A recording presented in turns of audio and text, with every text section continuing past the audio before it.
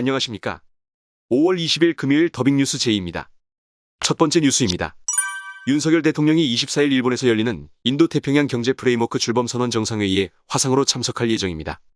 IPEF는 디지털, 공급망, 청정에너지 등 새로운 통상 의제에 공동 대응하기 위한 인도태평양 지역의 포괄적 경제 협력 구상체인데요. 미국이 중국 주도의 영내 포괄적 경제 동반자 협정을 견제하기 위해 고안한 것으로 평가되기도 합니다. 정부는 IPEF 가입 시 예상되는 중국의 반발에 관련해 IPEF가 중국을 배척하지는 않는다라며 중국과는 한중 자유무역 협정 후속 협정을 논의 중이라고 밝혔습니다. 두 번째 뉴스입니다. 현대자동차와 기아가 국내 전기차 생태계를 고도화하고 글로벌 미래 자동차 산업 혁신을 선도하기 위해 2030년까지 총 21조 원을 투자합니다.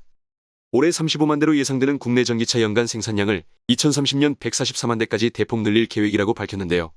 우선 국내 전기차 생산 능력 확대를 위해 PBV 전기차 전용 공장 신설, 내연기관차와 전기차의 홀류 생산 시스템 점진적 구축, 기존 공장의 전기차 전용 라인 증설 등을 추진합니다.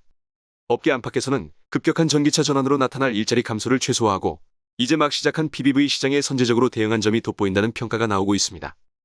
세 번째 뉴스입니다. 테슬라가 미국 신용평가 회사인 S&P가 발표하는 ESG 지수에서 배제됐습니다.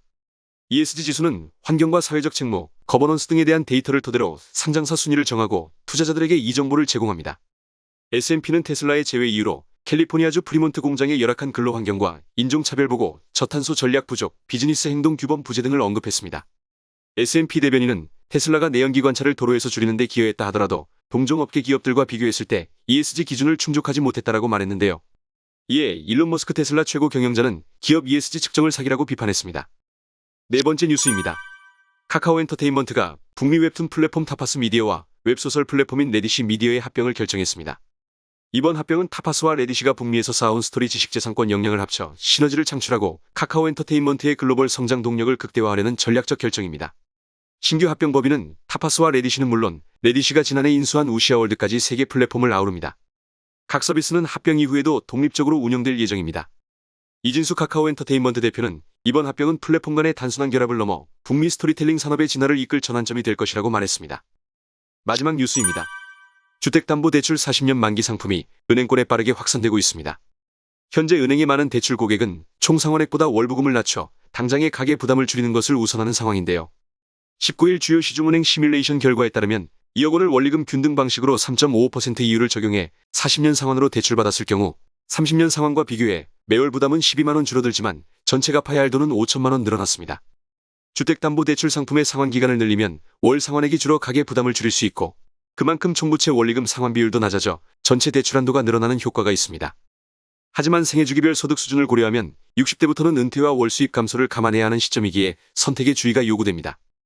다음은 오늘의 채용 공고입니다. 한국남동발전이 2022년도 1차 체험형 인턴을 채용합니다. 모집 인원은 총 100명으로 일반 전형 80명, 사회형 평전형 20명입니다.